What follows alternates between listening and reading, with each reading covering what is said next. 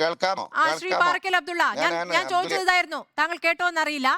നിങ്ങളുടെ തന്നെ പാർട്ടിയുടെ ഒരു പ്രതിനിധി ഞങ്ങൾക്ക് നൽകിയ അഭിമുഖത്തെ വളച്ചൊടിച്ചത് മുസ്ലിങ്ങൾ എന്താ തീവ്രവാദികളാ എന്ന് ചോദിക്കുന്നു ടീച്ചർ.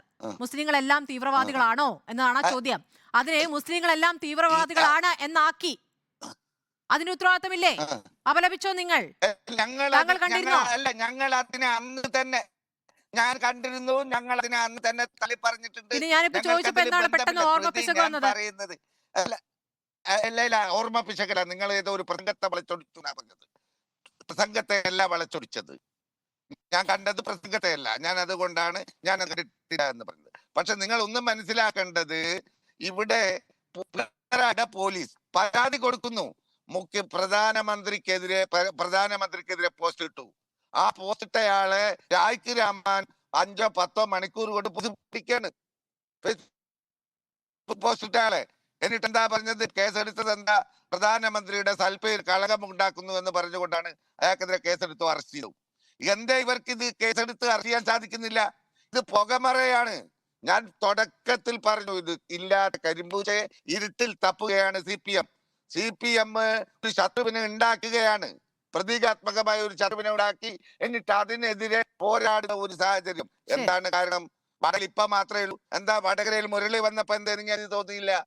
വടകരയിൽ മുരളി വന്നപ്പോ മുസ്ലിം ലീഗിന്റെ മുഴുവൻ പ്രവർത്തനം ഏറ്റെടുത്തപ്പോ എന്തുകൊണ്ട് തോന്നിയില്ല? മുല്ലപ്പള്ളി വന്നപ്പോഴും ലീഗിന്റെ പ്രവർത്തനം ഏറ്റെടുത്തപ്പോ എന്തുകൊണ്ട് അതിന് മറ്റൊരു തരത്തിൽ തോന്നിയില്ല?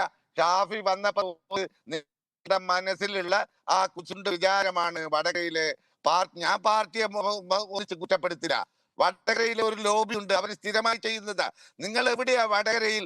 നിങ്ങൾ ഇവിടെ CPM ഒരു സമാധാന പാർട്ടിയാണെന്ന് പറയാൻ സാധിക്കുക. വടകരയിലെ തൂണേരിയിലെ വിഷയമായാലും അതുപോലെ പല സ്ഥലങ്ങളിലെ വിഷയമായാലും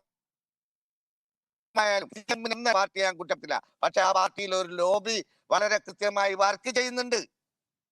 അപ്പൊ ഇത് പറയോ നിങ്ങൾ സാമാന്യവൽക്കരിക്കുക. അപ്പുറമുണ്ട്, നിങ്ങളത് പരിശോധിക്കും. ഇപ്പൊ ഞാൻ പറയട്ടെ, കാസിം കൊടുത്ത പരാതി, ജില്ലാ MSFന്റെ വൈസ് പ്രസിഡന്റ്, ആ പരാതി ശൈലജ ടീച്ചർ പിന്നെ ഷെയർ ചെയ്തപ്പോ അതിനെതിരെ പരാതി കൊടുത്തിട്ട് എടുക്കാത്തത്. ബാക്കി ഇപ്പുറത്തുനിന്ന് ആര് പറഞ്ഞാലും ഇങ്ങനെ ഒരു പരാതി ഷെയർ ചെയ്തിട്ടുണ്ട് എന്ന് പറയുമ്പോ നിങ്ങൾ കേസെടുക്കുകയും അപ്പുറത്ത് CPMന്റെ നേതാക്കന്മാർ ഇത് ഷെയർ ചെയ്യുമ്പോ പോലീസ് മിണ്ടുന്നില്ല. അത് മാത്രവുമല്ല, ഈ പിന്നെ പരാതി ആർക്കും ഈ പരാതി ഫോൺ അവിടെ കൊടുത്താൽ പോലീസിന്റെ കയ്യിൽ, പോലീസ് അന്വേഷിച്ചിട്ട് കൃത്യമായി ഇത്ര ദിവസമായി, ഒരാഴ്ച കഴിഞ്ഞില്ലേ, പോലീസിന് ഇത് കൊടുത്തു. എന്നിട്ട് പോലും പോലീസ് ആ കാര്യത്തിൽ ഞങ്ങൾ കഴിഞ്ഞ 3 ദിവസം മുമ്പ് എസ്പിലേക്ക് പോയി. ഈ കാസിമിനെ കൂട്ടി കാസിമിനോട് പറഞ്ഞു, നീ കുറ്റക്കാരനല്ല. 2 ദിവസം അപ്പൊ കാസിം പറഞ്ഞു, എനിക്കത് എഴുതി തരണം, നീ ഇതിന് കുറ്റക്കാരനല്ല. അപ്പൊ 2 ദിവസം കഴിഞ്ഞ അന്വേഷണം പൂർത്തിയാട്ടെ, നിങ്ങൾക്ക് ഇതിൽ പങ്കില്ല. അത് പറയുകയല്ലാതെ നടപടിയൊന്നും ആകുന്നില്ല. അപ്പോ വളരെ കൃത്യമായി ഇത് CPM ഇതില് വർഗീയ വടകരയിൽ കളിച്ച് ജയിക്കാനുള്ള ശ്രമം നടത്തിയാണ്. ഒരു ഭൂരിപക്ഷം വടകര പോലുള്ള ഒരു പ്രദേശത്ത് CPM ആയാലും കോൺഗ്രസ് ആയാലും ലീഗ് ആയാലും ഇന്ന് എക്കാലത്തും നമ്മൾ മനസ്സിലാക്കേണ്ടത് ഒക്കെ കഴിയും. നാട്ടിൽ സമാധാനമാക്കാൻ ഒരുമിച്ച് പ്രവർത്തിക്കുന്ന ആളുകളാണ് ഞങ്ങൾ.